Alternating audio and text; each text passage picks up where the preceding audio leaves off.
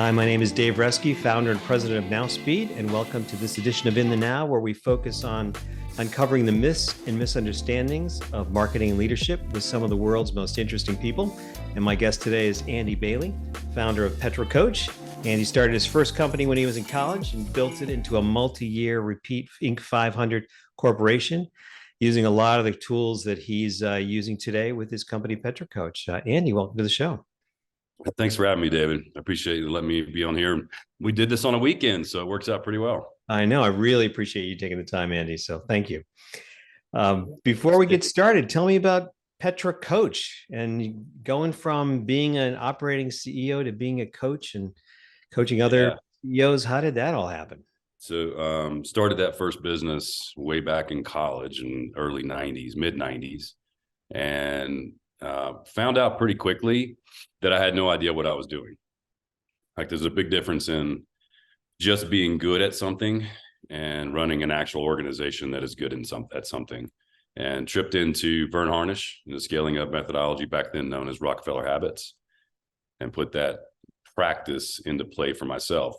So after exiting that business, I ran it for 18 years, about 10 years, not very well. Last 8 or so, I considered to be well. And the result was a sale of that organization in 2011, and didn't know what I was going to go do next. But I knew that the operational practices of the Rockefeller Habits, today known as scaling up, was something that was very beneficial to me personally, gave me freedom and, tamped down the chaos and allowed us to scale. And I knew I could go help other people do the exact same thing. So I originally just helped a few of my friends do it, the ones that would listen to me for a little bit. And then decided I wanted to turn that into an organization. So today we operate about 30 team members all over North America. So we have, we call our clients members, but we have members in Canada, we have members in the US, we have members in Central America, and recently have gone into Europe, into Germany and Scotland, and doing some work with some multinational organizations, helping them implement the Rockefeller Habits and scaling up methodology in the Petra process. Wow, it sounds like quite a ride. So which did you like better? So being the operator those first 18 years, or maybe the second 8 of the 18 years, or leading an organization now of coaches where you're helping other CEOs grow and evolve and win in their markets? Yeah, I think it's a little bit of a disease for me, right? So it's a never satisfied where I am state. So I'm always trying to figure out, what's the next thing, which is a little bit of the Mythbuster thing that we're going to talk about in just a second. But it's a tough question, right? Because, you go from starting and growing an organization to helping other people start and grow their organizations or grow their organizations. You get to walk away at the end of the day. You don't have any risk in the thing. You're more of just a guiding light that they can choose to follow or not follow. And that's not the same thing when you're running your own organization. You may be the guiding light, and they're, the choose to follow or not follow. It's not really a choice, because you have risk and all the other things that come along with it. So I do both today. Since selling NationLink was the name of the business, since selling that, not only, launched Petra, which is an operating organization that I lead, but also Align Today, as you're aware of. That was in 2013. That's an operating business that has about 35 people in it, based in New Orleans. There's a marketing company that we've started, and we recently kicked off Boundless, which is another operating business. So, like I said, it's a little bit of a disease I have. I'm not satisfied just doing the work. I want to put myself through the struggles and pain of actually growing organizations at the same time. So a bit of a glutton for punishment in that regard. Yeah, it sounds like it. Well, it sounds like you're doing both, right? So you're coaching others and you're operating a business. So you get to learn from your firsthand experience, and you have all these knowledge and all these principles to bring to your clients. So that's and something that I've seen that, David, that's interesting.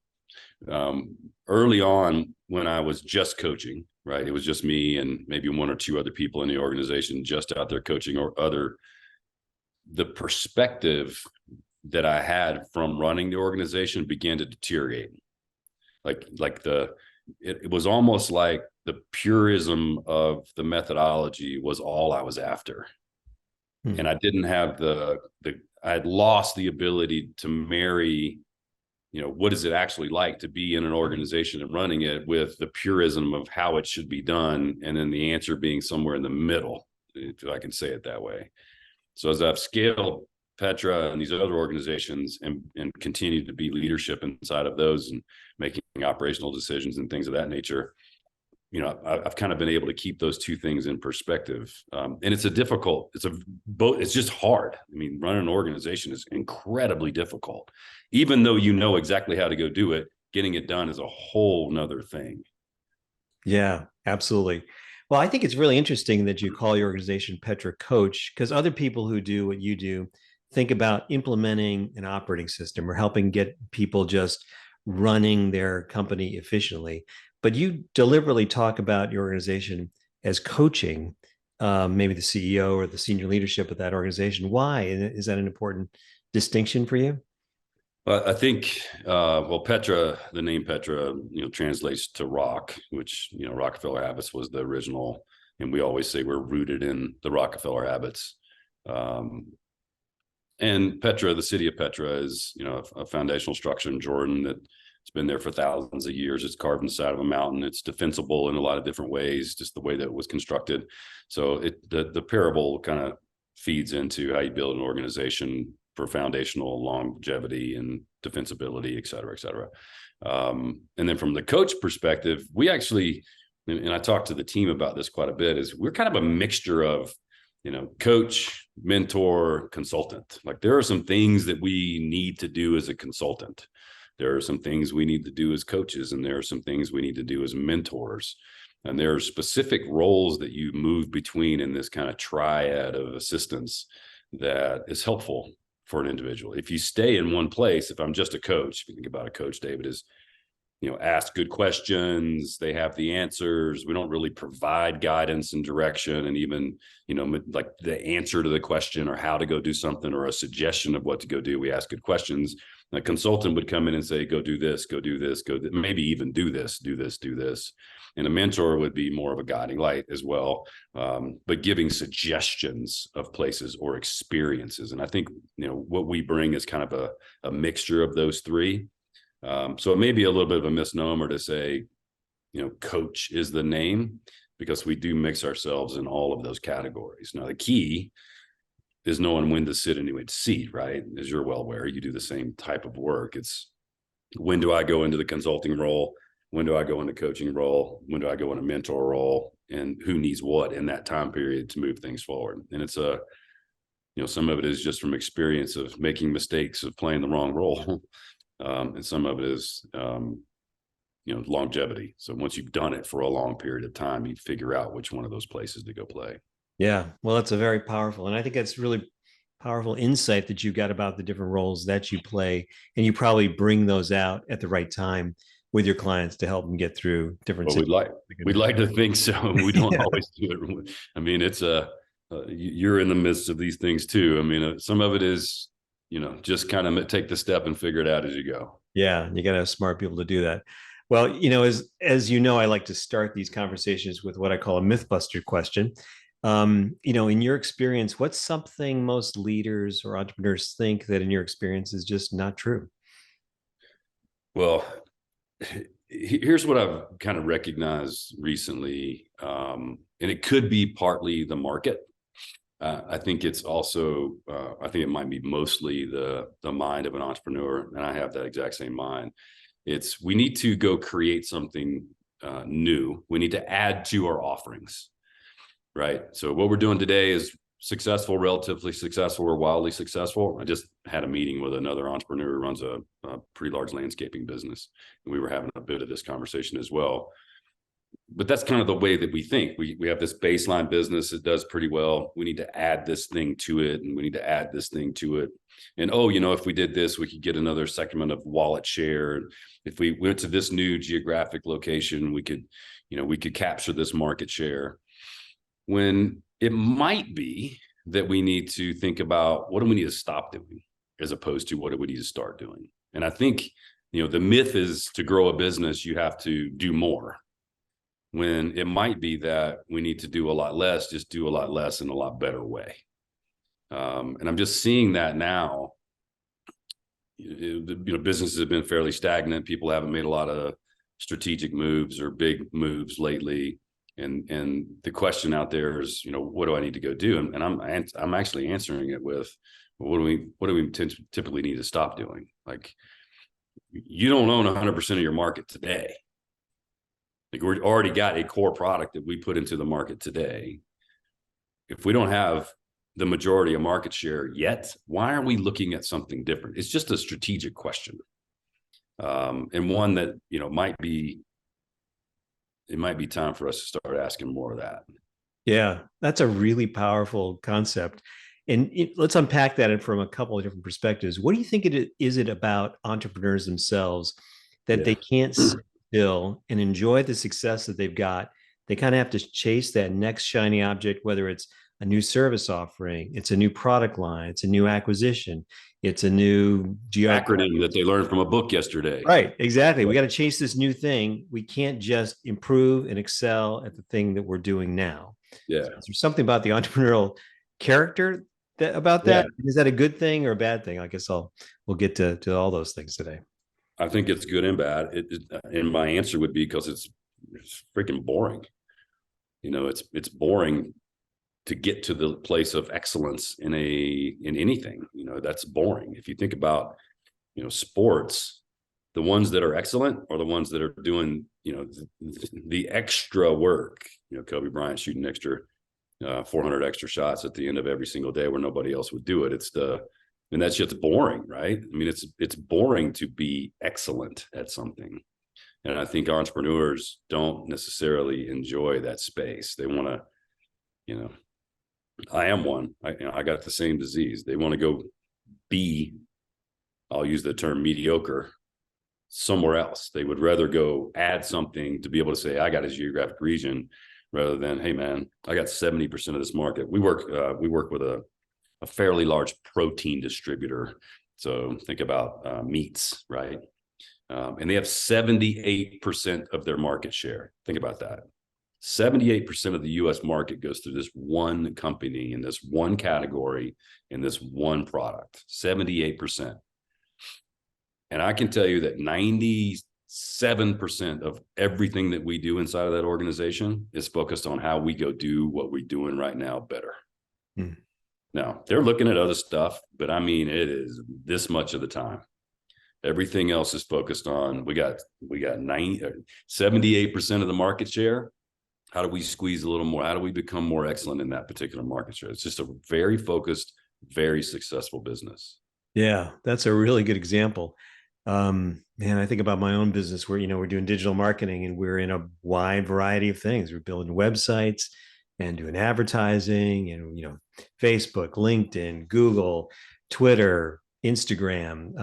Should we go into all these other channels? We're doing SEO and now we're building content and writing blog articles. And what about Chat GPT? And should we be doing AI? And how about these new conversion opportunities? There is and my business isn't unique. In every business, there's always new things to do. And how do you coach companies to think about, like, when is it right to do more and when is it right to do less? My terminology that I personally use is protect the core. So if I work with, personally, I don't coach a lot of different companies today. I've narrowed my scope down to just a few, but I've got a long-term member up in Calgary law firm, and they want to. It's led by a couple of entrepreneurial brothers one of them is very entrepreneurial, like wants to go build an agency that manages NHL players, entrepreneur, like lawyer, agent, right? Totally different space. Maybe it still has contract negotiation in there somewhere, but very, very much an entrepreneur. And my comment's always been protect the core. We can go do whatever you guys want to go do. We can go invest in and build in and spend time in and do whatever, but not at the expense of what we are building at the core. So they hear me say that 10 times at a meeting. Yeah. So do you think it's important for entrepreneurs to really focus on excellence on the core and get that exactly right before they start to expand into other geographies, other service offerings, other products, and what are the nuances in making those decisions? How do you coach them through that? Because you could spend your lifetime, depending on how you think about the core, just focus on the core, and then you would never expand into other things. And maybe that's exactly the right thing for most companies. But how do you coach them through those decision processes? I just make them think about it, right, David? It's, most people don't even think about it.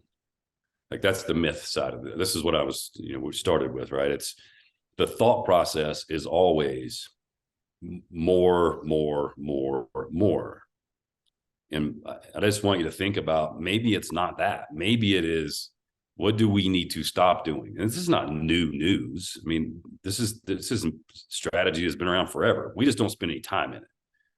So from my own perspective, as somebody who comes in and works with these companies, I'm just asking those kind of questions. Like, if you go do this, what's it going to do to your core business? What are the resources are you going to strip away 30% of your sales efforts in your core business in order to go sell this thing that you don't even know has margin? We just ask the good questions in that regard. So really, I just want you to think about it. Yeah, that's powerful. And when do you coach entrepreneurs on the opposite? Like, when is it, right to start looking at that expansion? When should they start to kind of go outside the core and, go beyond it? I mean, your example of a company that's got 78% market share, should they start to say, hey, we're excellent at this. What's an adjacent space or an adjacent territory? Or when is expansion right? And how do you start to think about that? Yeah. I've never had a challenge with people chasing expansion, regardless of how much I attempt to get them to slow down. Right. So that's never a challenge. And even when I go to the law guys and say, protect the core, do the stuff, they still make the decision to go do something completely different. Now, all I want them to do is buffer that with, am I stealing from the thing that is valuable in order to feed something that's really just an ego driven thing? That's a big, bold statement from me, right? A lot of these decisions are just ego driven. They're doing it because it's cool to go do or fun to go do. They're just feeding, and I am this exact same person, so I can say these things sometimes. They're not really doing it because it's the right thing to do for their business. They're really doing it because it's the right thing that they want to go do, which means they'll go do it anyway. Right.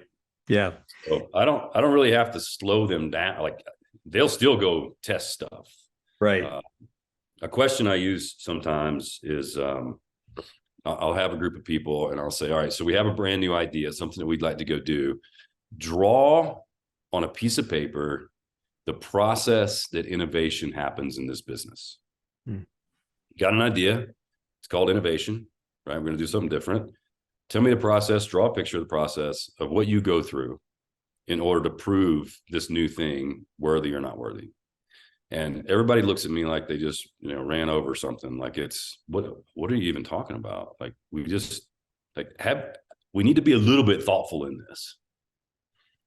What does it do to the core? What are the resources you're going to need? What is going to be the ROI? What is our return on equity? Like, there's a lot of questions that go into before you start doing something different. Now, you ask about when we need to make those changes. If you've been in a business for 50 years, I work with a steel manufacturing company, a pretty big one. And they've been they're like fifth generation, right? It's probably okay to do a little innovation in that business. They got that figured out, dialed out. I mean, it is what it is. There's another company that we do some work with that is brand spanking new in the solar space, gas and oil. And like, they're still, they're innovating every single day. So you got to let those folks kind of run with innovation, where the steel business, we kind of let them run it with innovation because they have a core that's very well protected. Yeah. So talk to me about like that idea of protect the core and how you get them there, and how do you probably think through an assessment of like how do you figure out that that's the most important thing, protect the core, and then how do you coach them to protect the core? How do they do that? Because I think that sounds like something all of us entrepreneurs want to do. Well, of course we want to protect the core. Of course we focus on the business and make sure it's running well. Yeah, whatever. how do you kind of get them to the place where they A, want to do that, and then B, how do you do that? How do you protect the core? Let's use your business as the example. You got 15 different things you guys are doing. You named off about 8. I think you probably have 15. Which one of those has the best margin? From our perspective, it's advertising. So we're, number one, we're an ad agency. So that's the first thing people come to us for almost always. And it's the first thing they want to do. And it's almost always Google advertising. So that's where we've been doing that for 20 years. We're really good at it. Half of our staff is dedicated to that. So that is the first thing. We don't always see that that's the only thing people want to do. There's adjacent things. Hey, you're doing advertising. Well, we need some content. We need landing pages. We need a website. We need, oh, well, now we want to extend that with SEO. There are ancillary services people may want to add to that. But in our business, it always starts with advertising. And this, I mean, you're a classic example of exactly what I'm talking about. Now, you added all those services over the course of time, most likely because one of your customers said, hey, can you do this? You're like, shit, man, I can do that. That's not, I mean, that stuff's easy. I've been watching Jimmy over there. He sucks at it. I mean, we just, personally, I can do that. So I just do it for a little while. Then I pitch it over to John, who I hired to go do it. And now I got a whole nother service offering. And if you were the very best Google ad person on the planet, none of that other stuff would matter. We feel like, oh, we need to do all of those things to be able to gain business. Even though our core is the Google ad side, we feel like, well, I got to offer all this stuff because that's what our customer wants. And they'll come to us because we offer all this stuff. To get you to think about it, and this is the way I would do it in any business, if I was the best person on the planet at this one thing, would I really need to worry about my customer coming to me because I do all this other stuff? No, I'd have the highest margins of any business out there, and I'd have a path being beaten to my door. But because we do all these other things, it slows us down in becoming excellent at the one thing. Now, it's something to think about. That this is my, coach role. It's not my consultant role. It's, I'm not making the decision for someone. And I've seen more times than not where when somebody gets distracted with something else, they add a little piece over here and a little piece over here and a little piece over here. Their business doesn't perform as good as it used to. Yeah, I can definitely relate to that, because I think once that happens, you start to say, well, you add this other service and you think it's core, and then you add people to do that, and then you start to try to sell that by itself, even though it's not the highest margin, it's not the most effective thing, it's not best for the business, but you're focused on it because you got people and you got to make, you don't want to let them go, and you kind of want to make that successful, right? Even though it's not the thing that's really driving it. So how do you bring that entrepreneur back to that place where they should protect the core and focus on fewer things? How do you get through those ego discussions and because it is a little ego and say, hey, we're great at all these things, and you're looking at it objectively from the outside and say, yeah, but wouldn't life be better if you were just good at one thing? How do you kind of coach that entrepreneur through that decision process? It's not always successful. Now, it's not always successful until something bad happens, and then they're forced to go in and make cuts. I mean, right now we got a bunch of layoffs going all over the place, and there's a fear of uncertainty. Basically, is where all this shit's being driven from. Not to mention we pumped a bunch of dollars into the economy for free and put us in a tailspin. But there's a fear of the unknown, which has created some of this challenge, which has put people in a position where they have to, eliminate SKUs. We used to sell these things. We're getting rid of a bunch of these things. They don't make us any money. But what I'm attempting to get people to do when I have these conversations is to think about it prior to getting into a spot where they have to go do it. Now, every time that they get into a spot where they have to go do it, they come back and say things like, we've been talking about this for 3 years. We should have done it 3 years ago. So every company, every business has something that they're carrying as a service that probably loses them money. Now, they'll argue with you and I, you're in the marketing space. they'll say, yeah, but we have to do that. That's our marketing. We get them on that, and then we bring them over here to this. Well, what if you could just put them in here first, and you don't have to lose money on this thing? Like, figure that out. So it's, Mike Maddock, right? Not directly. He's a speaker, author guy. He's a friend of mine, and he says you can't read the label when you're inside the jar. If you're in the soup all day long, you can't see what's on the outside. So just, the perspective that I get is powerful for me, because I can just stand outside and I can look at all the things you've been looking at for 15 years and can't even see anymore. Yeah, that's a powerful role, and it's very valuable there. So let's we just have a few minutes left, but I just want to explore this last idea that you just brought up around fear. Are these particular times where we're looking at a potential recession, a lot of change in the industry, we've got inflation happening right now, a lot of business challenges for a lot of companies. Is this fear time a particularly important, useful time for your clients where they can face these hard decisions, where maybe when they were, margins were good, we're growing in a lot of ways, we don't have to make these tough calls? Is this a better time for you to have those tough conversations to get your clients to focus? Probably. I mean, that insight's well stated. They're not quite as powerful as they were. They don't have their ego's gotten bruised a little bit, so they're willing to sit back in a chair and go, "Oh shit, man, this don't feel so good. Tell me something I can go do." Kind of feeling, for sure. I'm not sure that changes a whole lot for them. I mean, people don't normally operate in a proactive mode. They operate in a reactive mode. They're more comfortable in something shows up, they react to it. Something shows up, they react to it. This is the way most human beings are kind of, built. So to be proactive about something is not in a natural state for most people. I do think,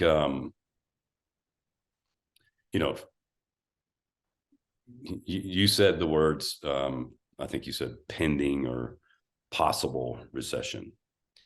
And, the language I use many times is no amount of anxiety ever changes an outcome. You can't do anything about it. Nothing. You've already, everything that you did 3 years ago, 2 years ago, 1 year ago, put us to where we are today. And collectively, this is not a government issue or a corporate issue. This is a individual, how we've acted for the last 3 years. It has put us in this particular situation, and you can't do anything about it now. Back then, you could have. But today, you ain't going to change it. If it happens, it happens. Worrying about it is not something that's going to do anybody any good. So having fear about it is not going to do anybody any good. Looking at it as a possibility and saying, all right, if that might happen, this is what I would go do. If that doesn't happen, this is what I'm going to go do, right? Or if that happens, that I hadn't thought about, what's the third thing that can happen? Then this is what I need to be doing. Most people in a situation like this, and let's talk about businesses in general, you live in this space, you see it happening right now. I have to imagine that marketing spend has reduced in the last 6 months, like probably fairly dramatically. You can probably buy advertising today less expensive than you could a year ago. Is that an accurate statement? Depends on the channel, but yeah, in general, yes. Okay. So let me ask you a different question. If there is a recession, if we actually fall into it and somebody would like to say the words and admit that we're in it or out of it, would that be true? Would marketing be less expensive than it was a year ago? In the digital space, probably not, because money is moving there very fast. Other more traditional advertising, probably it would be less expensive. But people are trying to spend money in digital because it works more as much as they can generally. And this is what we see. People start cutting expenses. Yep, right. So that's true. Right. And we see that, marketing gets cut. Hell, coaching and consulting and, all that stuff gets cut too. We see it right now. We see people cutting us from, what's going on. And because this is the way I explain it to people. When the world gets quiet, let's use marketing as the example. less people are yelling their shit from the top of the mountain to the world. Like less people are spending money, less advertising is happening. There's less noise. Mm-hmm. Spend more.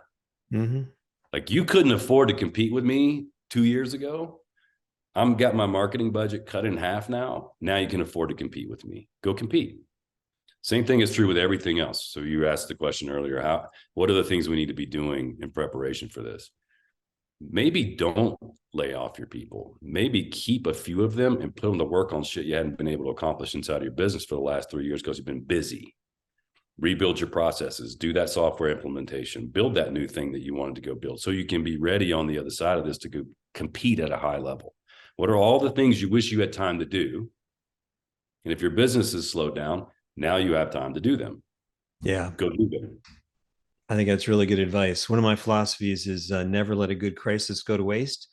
And so, in times like these where things are challenging, it's time to make those hard decisions, and probably the decisions I probably should have made 3 years ago, right? But you got to focus, stop being fat, dumb, and happy, focus on what's really important, make those tough calls, get focused. I want to, as I said, we just have a couple minutes left. I do want to end on this concept of that you brought up about ego and fear. In your experience with entrepreneurs that you work with, which emotion tends to win out?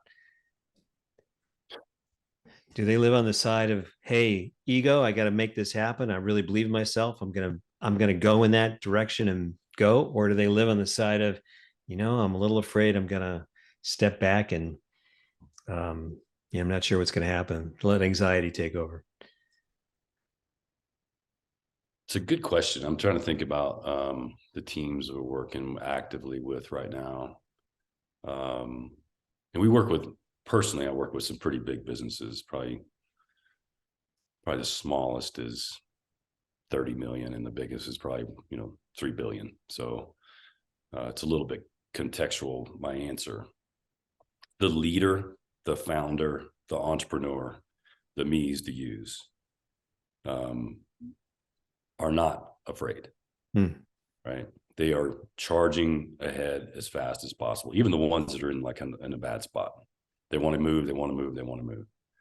The teams that they have, the people that go and actually do the things that this, perceived maniac wants to go do, those are the ones that are fearful. So I'm seeing a divide between leadership and the team getting caught up to where the leadership is now. And I think some of that is, and you kind of hit this in your comments as well. I think we got really complacent over the last few years. All of us received free money from the government, right?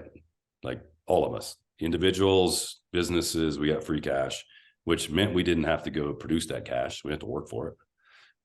Some of us needed it, some of us didn't. It's kind of an irrelevant point, but that made us a little bit complacent. And that process kind of continues, right? This complacency was the whole team. Everybody was a bit complacent. And now leadership is back out in front, and this team is just not catching up. This is my own, experience with some of the companies that I see out there. It's not true for everybody. The ones that I work with in like Central America are not experiencing that. Yeah. Interesting. I think that's a great area for us to explore, maybe for another conversation. How to bring those teams back together. Well, this was really powerful, Andy. Thank you for sharing. I think that this idea of focusing on the core and knowing when to expand and knowing when to go for something new, knowing when to listen to your ego and making that happen versus staying where you are is super important. And I think it's especially important, as we go into this next phase in 2023. So thanks again for taking the time. If folks want to reach out to you and get more information or learn how to work with you, how would they connect with you? You can go to petracoach.com or check out Boundless. We didn't talk about Boundless, boundless.me, M-E. And that's a program that we put together after working with companies for many, many years that uses the same type of methodology, but on the individual. So it's taking high performing humans and making them higher performers. everything from CEOs down to 12-year-old kids. So that's kind of the future of where I'm headed. Wow, that's really cool. I'm going to definitely check it out. So again, thanks, Andy, for taking the time. I really appreciate it. Good talking to you today. All right, brother. Thanks.